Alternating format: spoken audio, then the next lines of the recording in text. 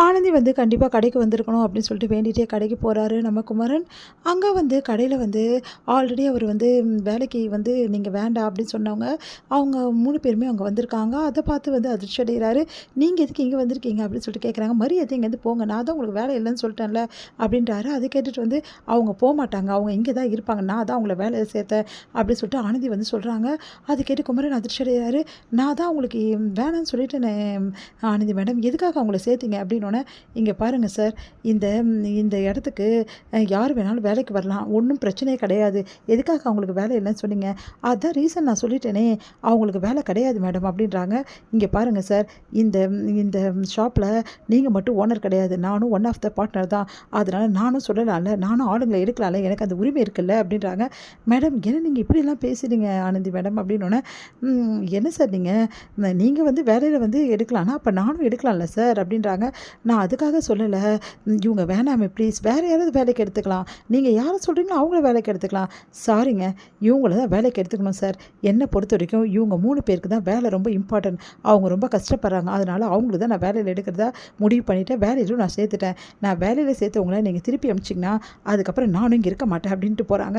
அதை கேட்டு அதிர்ச்சி அடைகிறாரு. என்ன ஆனந்தி மேடம் இவ்வளோ டென்ஷனாக இருக்காங்க அப்படின்னு சொல்லிட்டு உடனே வந்து இங்கே பாரு கோட்டி, ஆனந்தி மேடம் இப்படி பண்ணிட்டாங்க, இப்போ நான் என்ன செய்வேன், என் பெரியம்மாக்கு எப்படி பதில் சொல்லுவேன்? நான் அப்போவே சொன்னேன், ஆனந்தி மேடம் உங்கள் மேலே கோவமாக இந்த விஷயத்தால் தான் இருக்காங்கன்னு சொல்லிட்டு, ஆனால் நீ தான் நம்பலை, நீ பார்த்தல அப்படின்னோடனே, ஏன் அவங்களுக்கு அவ்வளோ கோவம் வருது அப்படின்னோடனே, அதுதான் தெரியலையே, இங்கே பாரு இப்படியே வந்து தள்ளி போட்டுறாது, இப்போ இருக்க கோவத்தை அப்படியே விட்டுட்டேன்னா பெரிய கோவமாக மாறிடும், அதுக்கப்புறம் ஆனந்தி உங்களுக்கு கிடைக்காம கூட போயிடுவாங்க. என்ன சொல்கிற கோட்டி? ஆமாம், முதல்ல ஆனந்தி மேடம் கிட்டே இந்த பிரச்சனையை கிளியர் பண்ணுற வழியை பாரு அப்படி சொல்லிட்டு போகிறாரு. அதை கேட்டு யோசிக்கிறாரு நம்ம குமரன். போய்ட்டு பேச பார்க்குறாரு. ஆனந்தி வந்து என்ன சார் வேணும் உங்களுக்குன்றாங்க. ஆனந்தி மேடம் உங்ககிட்ட கொஞ்சம் பேசணும் அப்படின்றாரு. இல்லை சார், நான் உங்ககிட்ட பேச விரும்பலை சார் அப்படின்றாங்க. ப்ளீஸ் மேடம் ஒரு 5 நிமிஷம் ப்ளீஸ் அப்படின்னோடனே, சரிங்க சார் சொல்லுங்கள், இங்கே வேணாம் மேடம், வெளியே போய் பேசலாம். வெளியே போயா? ஆமாம் மேடம், உங்ககிட்ட கொஞ்சம் பேசணும் ப்ளீஸ் அப்படின்னோடனே, சரின்னு சொல்லிட்டு வெளியே போகிறாங்க. சொல்லுங்கள் சார், உங்களுக்கு என்ன சார் பிரச்சனை அப்படின்னு கேட்டோன்னே, இல்லை நீங்கள் என்ன தப்பாக புரிஞ்சுருக்கீங்க, நான் இவ்வளோ நாள் தப்பாக தான் உங்களை புரிஞ்சுருந்தேன், ஆனால் இப்போ கரெக்டாக தான் புரிஞ்சுக்கிறேன் அப்படின்றாங்க. அதை கேட்டுட்டு, மேடம் நீங்கள் ரொம்ப ரொம்ப தப்பாக புரிஞ்சுருக்கீங்க, நான் அப்படிப்பட்ட ஆள் கிடையாது, எப்படிப்பட்ட ஆள் கிடையாது, பாவம் ரொம்ப கஷ்டப்படுறாங்க, ஃபேமிலியில் அவங்க வீட்டுக்காரும் இல்லாமல் அந்த குழந்தைய வச்சுட்டு அவ்வளோ கஷ்டப்பட்டுருக்காங்க. நிறைய பெண்கள் வந்து டைவர்ஸ் பண்ணுறாங்களே, எதுக்காகன்னு தெரியுமா அவங்களுக்கு? டைவர்ஸ் வந்து விரும்பி யாரும் பண்ணுறது இல்லைங்க, அவங்களுக்கு இருக்க பிரச்சனை, குடிகாரனாக இருப்பான், இல்லைனா வந்து ரொம்ப மோசமானவனாக இருப்பான், அப்படிப்பட்டு கூட வந்து டைவர்ஸ் பண்ணியிருக்கலாம்ல, திமிர் பிடிச்சி தான் பொண்ணுங்க டைவர்ஸ் பண்ணுறாங்கன்னு உங்களுக்கு யார் சார் சொன்னது அப்படின்னு கேட்குறாங்க.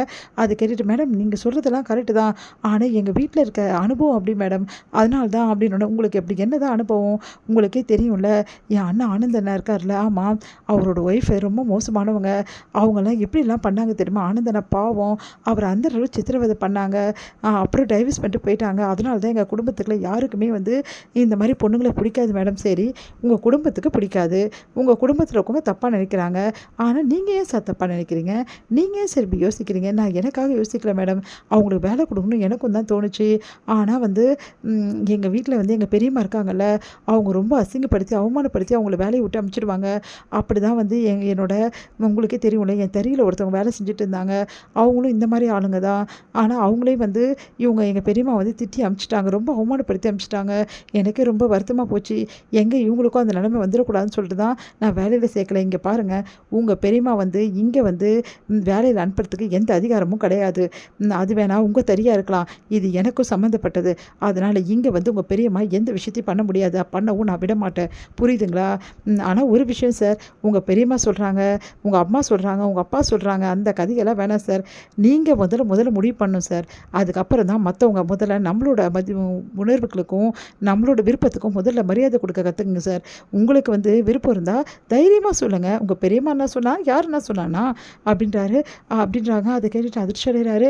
மேடம் அது வந்து இப்போ புரியுதா சார், நீங்கள் என்ன தப்பு செஞ்சீங்கன்னு, சாரி மேடம் அப்படின்றாரு. உங்களுக்கு புரிஞ்சிச்சுல நீங்கள் செஞ்ச தப்புன்னு சொல்லிட்டு? எனக்கு புரிஞ்சிச்சு மேடம், இதுக்கப்புறம் நடக்காமல் பார்த்துக்கிறேன், இந்த மாதிரி பேசுவீங்கல்ல அப்படின்னு சிரிக்கிறாங்க ஆனந்தி.